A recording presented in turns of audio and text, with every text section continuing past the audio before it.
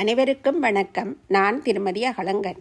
தமிழறிஞர் தமிழ்மணி அகலங்கன் அவர்களது இலக்கிய தேறல் என்னும் நூலில் இடம்பெற்ற மனு நெறி என்னும் தலைப்பில் தமிழர்களது நீதி பற்றி பெரிய புராணத்தில் சேக்கிழார் சுவாமிகள் கூறிய கருத்துக்களை எடுத்தியம்பும் நயத்தக்க நாகரிகம் மிக்க கட்டுரையை உங்களுடன் பகிர்ந்து கொள்வதில் மகிழ்வடைகின்றேன். இக்கட்டுரை ஈழநாடு பத்திரிகையில் 20/7/1980 வெளிவந்தது என்பதும் குறிப்பிடத்தக்கது. பெரிய புராணத்தில் சிவனடியார்களை பற்றிய செய்திகள் சேக்கிழார் பெருமானால் மிகச் சிறப்பாக பாடப்பட்டுள்ளன. சுந்தரமூர்த்தி சுவாமிகளின் திருத்தொண்டர் தொகையையும் நம்பியாண்டார் நம்பியின் திருத்தொண்டர் திருவந்தாதியையும் அடியொட்டி தன் காலத்தில் கிடைத்த வரலாற்று ஆதாரங்களையும் ஆராய்ந்து பக்திச்சுவை நனி சொட்ட பெரிய புராணத்தை பாடினார் தெய்வமாக்கவி சேக்கிழார். பெரிய புராணத்திலே அரச நீதிக்கு பெருமை சேர்க்கும் கதையாக கூறப்படும் மனுநீதி கண்ட சோழனின் கதையினை இங்கே நோக்குவோம். இக்கதையினை பொதுவாக அரசனின் பாகுபாடற்ற நீதி நெறிக்கு சான்றாக பலரும் எடுத்து காட்டியுள்ளனர். இக்கதையிலே மனுநீதி சோழனின் மன உணர்வை, அவனது உயர்ந்த பண்பாட்டை, நயத்தக்க நாகரிகத்தை விளக்குவதே எனது நோக்கம். திருவாரூரிலே மனிதர்கள் மட்டுமன்றி கிளிப்பிள்ளைகளும் திருப்பதிகங்களை பாடுகின்றன. அதை நாகணவாய் பறவைகள் மெய்மறந்து கேட்டுக்கொண்டிருக்கின்றன. அத்தகைய பக்தி சிறப்பு வாய்ந்த திருவாரூர் சோழ நாட்டிலே ஒரு பகுதி. அந்நாட்டை ஆண்ட சோழ மன்னன் மனுநீதி கண்ட சோழன். அவன் நீண்ட நாட்களாக பிள்ளையில்லாமல் இருந்து பின் பல தவங்கள் செய்து ஓர் ஆண் குழந்தையை பெற்றான். சிங்கக்குட்டி போல பிறந்த ஆண் குழந்தைக்கு வீதி விடங்கன் என்று பெயரிட்டு வளர்த்தனர். வாழையிளங்குருத்தென வளர்ந்த மைந்தன் பல கலைகளையும் கற்று தேர்ந்து இளவரசு பட்டத்தை அடையும் பருவம் நெருங்கி வந்த நேரத்தில் ஒரு நாள் தனது நண்பர்களோடு திருவாரூர் வீதியிலே தேரிலே வலம் வருகின்றான். பொங்கிய தானை சூழ தேர்மிசை பொலிந்து போந்தான் என்கிறார் சேக்கிழார் சுவாமிகள். தானைகள் சூழ தேரிலே வலம் வருகின்றான் வீதி விடங்கன். அவனோடு கூடவே ஆடுனர் பாடுனர் எல்லோரும் வருகின்றனர். வீதியின் இரு மருங்கும் மக்கள் வெள்ளம் சூழ்ந்திருக்கின்றது. மங்களப்பாக்களை பாடிச் செல்வோரும், அரசர்க்கு தொன்று தொட்டு துயிலெழப் பாடுவோரும், பிற இடங்களில் பாடுவோரும், அரசரது வீரத்தை புகழ்ந்து பாடுவோரும் ஒரு பக்கத்தில் பாடிக்கொண்டு வருகிறார்கள். அரசகுமாரனின் அழகிலே ஈடுபட்டு மனம் குலைந்து உடல் மெலிந்து தமது கை வளைகளை நழுவவிடும் மங்கையர்கள் ஒரு புறமும், முரசும் சங்கும் ஆத்தலும் முழக்க ஒலி ஒரு புறமுமாக இப்படியே மாடவீதி கோலாகலமாக விளங்குகின்றது. அரச ஊர்வலங்கள் பற்றி இன்றைய சந்ததிக்கு அதிகம் விளக்க வேண்டிய தேவையில்லை தானே. இத்தனை கோலாகலத்திலும் எங்கிருந்தோ ஓடிவந்த பசுக்கன்று ஒன்று இளவரசனின் தேர்ச்சில்லினிடையே புகுந்து நெறியுண்டு இறந்து விடுகின்றது. துடித்து பதைத்து துயரிலே மூழ்கிய இளவரசன் தவறை எண்ணி நடுங்கி சோறுகிறான். கன்றை இழந்த தாய்ப்பசுவோ செய்வதறியாது தவித்து அலறுகின்றது. முகமெல்லாம் கண்ணீர் வழிய நெருப்பென மூச்சை நெட்டியுட்டு கதறுகிறது. அப்பசுவுக்கு அதுவே முதற்கன்று. தனது தந்தையின் அரசநீதி தன்னால் அழிவுற்றதைக் கண்டு ஆதங்கப்பட்ட இளவரசன் பசுக்கன்றை கொன்ற பாவத்தை தீர்க்கக்கூடிய பரிகாரத்தை தேடி பிராமணர்களை சேர்கின்றான். தனது தந்தைக்கு இந்த விடயம் தெரிய முதலே தனது தவறுக்கு பிராயச்சித்தம் கழுவாய் தேடப்பட்டு விட வேண்டும் என்பது அவனது விருப்பம். இது ஒரு புறம் இருக்க, கன்றிழந்த தாய்ப்பசுவோ கதறி துடித்து சோழ மன்னனின் அரண்மனையை நோக்கி ஓடுகின்றது. தன்னுயிர் போல மண்ணுயிர் காக்கும் மனு வேந்தனின் பொற்கோயில் வாசலிலே கட்டப்பட்டிருந்த பொன்னணி மணியை தனது கொம்பினாலே அடிக்கின்றது. இன்றுமே இல்லாதவாறு அன்று ஆராய்ச்சி மணியின் ஒலி கேட்ட அரசன் அதிசயிக்கின்றான், திகைக்கின்றான், அஞ்சுகின்றான். தனது செங்கோலை பழிக்கும் பறையலியோ அல்லது பாவம் ஆர்வாரித்து தன்னை பார்த்து சிரிக்கும் சிரிப்போ அல்லது தனது மைந்தனின் ஆவியை கொண்டு போக வருகின்ற இயமதேவனின் வாகனமாகிய எருமைக்கடாவின் களத்திலே உள்ள மணியின் ஓசையோ என்று அஞ்சிய மன்னன் வாசலுக்கு ஓடோடி வருகின்றான். ஆராய்ச்சி மணியை அடித்து கொண்டிருந்த பசுவை கண்ட மன்னன் தனது மந்திரியை தனது கண்களால் ஆராய்ந்து இகழ்ந்து நோக்குகிறான். நாட்டிலே ஒரு பசுவின் துயரத்தை போக்க முடியாமல் பசுவாக வந்து ஆராய்ச்சி மணியை அடித்து தன் துன்பத்தை தெரிவிக்கும் வரை காத்திருந்த தனது அரசாட்சியை எண்ணிய அரசன் வெட்கப்பட்டு அமைச்சரை இகழ்ந்து நோக்குகின்றான். மந்திரியோ அதிவிவேகி. பசு மணியை அடிக்க முன்னரே செய்தியை அறிந்து வைத்திருக்கின்றான். அரசனுக்கு சொல்ல அஞ்சி ஒதுங்கியிருந்த அவன் இனியும் காலம் தாழ்த்துவது நல்லதல்ல என நினைந்து நடந்த சம்பவத்தை கூறுகின்றான். இளவரசனில் எள்ளளவும் குற்றமில்லை என்பதை தெளிவாக அரசனின் இதயத்தில் பதிய வைக்க வேண்டும் என்பது அவனது நோக்கம். அரசனின் நீதிமுறை ஆட்சி பற்றி அறியாதவன் மந்திரி. சிறிதளவாவது தனது மகனிலே குறை கண்டுவிட்டால் மகனை கொல்ல மன்னன் தயங்கான் என்பது மந்திரிக்கு நன்கு தெரியும். அதனால் பசுக்கன்றுதான் முழு குற்றவாளி. இளவரசன் நிரபராதி என்று நிரூபித்துவிட முயல்கின்றான். அரசன் முதலாக நடந்த சம்பவத்தை அறியும் போது தனது மகன் குற்றவாளி இல்லை என்று உணரக்கூடியதாக சம்பவத்தை தன் கருத்தோடு சேர்த்து சொல்கின்றான் மந்திரி. தவறுதலாக தானாக வந்து தேர்காலில் சிக்குண்டு இறந்த சிறுகன்றுதான் தவறிழைத்தது.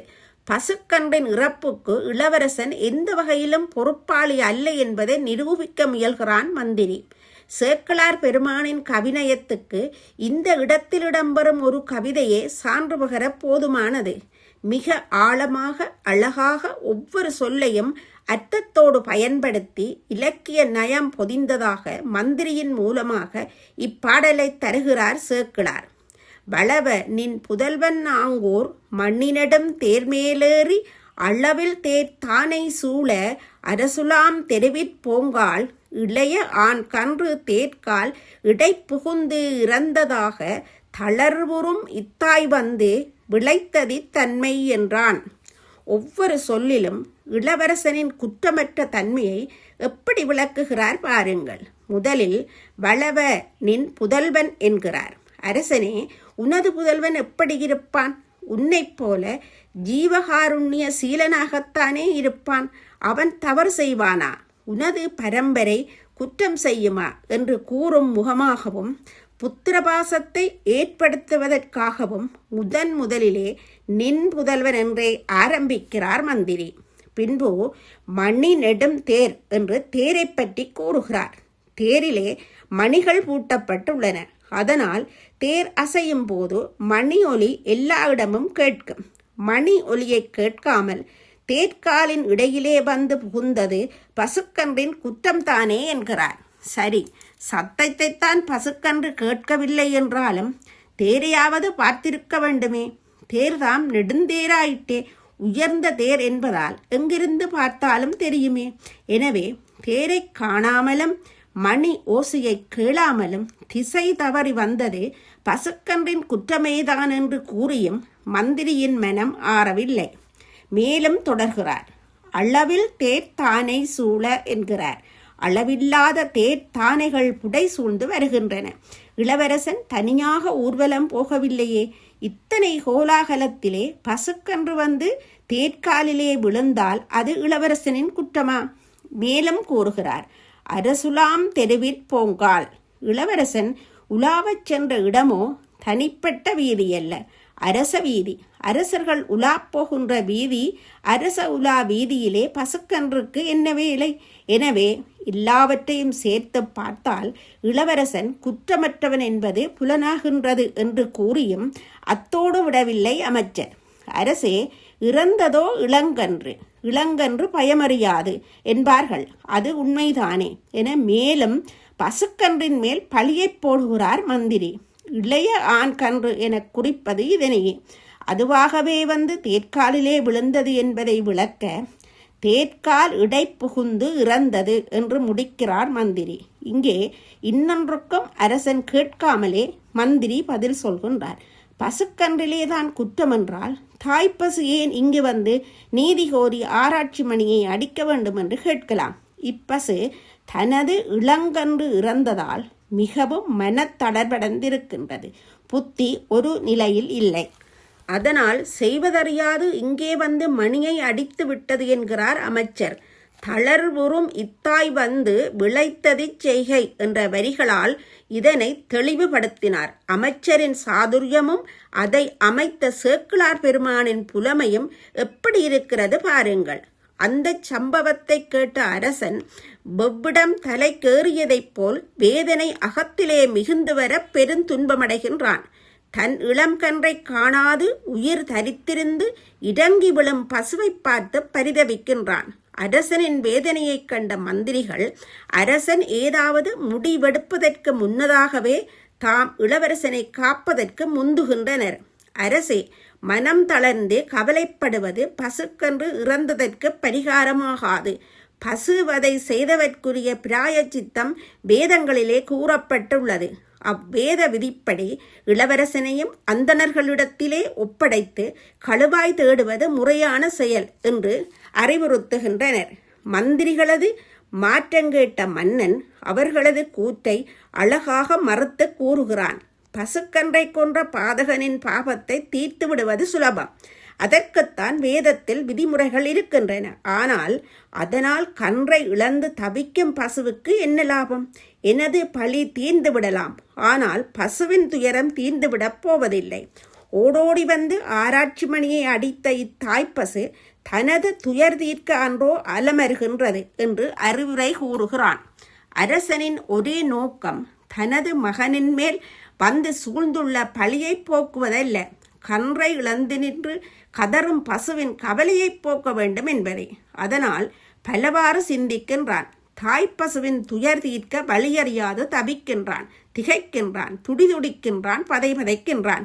இறுதியாக அவனால் செய்யக்கூடிய காரியம் ஒன்றுதான் இருப்பதாக தெரிகிறது.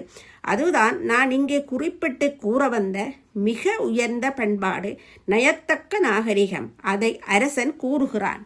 பசுவின் துயரை போக்க முடியாததால் அப்பசு வருந்துவது போல நானும் வருந்துவதே தர்மம் என்று எண்ணுகிறான் மனுநீதி கண்ட சோழன். மற்றவர்களின் துயர் தீர்க்க முடியாத நிலையிலே நாமும் அவர்களோடு சேர்ந்து துயர் உறுவதே மேலான பண்பாடு என்பதை மனுநீதி கண்ட சோழன் மூலம் எமக்கு சொல்லித் தருகின்றார் சேக்கிழார் பெருமான். ஆங்கில பண்பாட்டிலிருந்து எமக்கு கிடைத்ததாக பலரும் கூறிக்கொள்ளும் ஒன்று சொறி சொல்லுதல். இன்று இந்த சொல்லை தெரியாதவர்களே இங்கே இல்லை எனலாம். உதாரணமாக, ஒருவரின் காலிலே நாம் மிதித்து விட்டால் உடனே சொறி என்று கூறுகிறோம். இதன் அர்த்தம் இதுதான். எனது கால் அவரின் காலிலே மிதித்ததால் அவருக்கு வருத்தம், நோவு ஏற்பட்டுவிட்டது. அந்த வருத்தத்தை தீர்க்க முடியாத நாம் அவருக்கு ஏற்பட்ட வருத்தத்தில் பங்கு கொண்டு வருந்துவதாக கூறிக்கொள்கின்றோம். மற்றவரின் துன்பத்தில் நாம் பங்கு கொள்ளும் போது துன்பமடைந்தவருக்கு ஒரு ஆறுதல் ஏற்படுகின்றது. இன்று சொறி என்ற சொல்லை எந்த அர்த்தத்தோடும் இல்லாமல் வெறுமனே வாயளவில் பிரயோகிப்பதையே காண்கின்றோம்.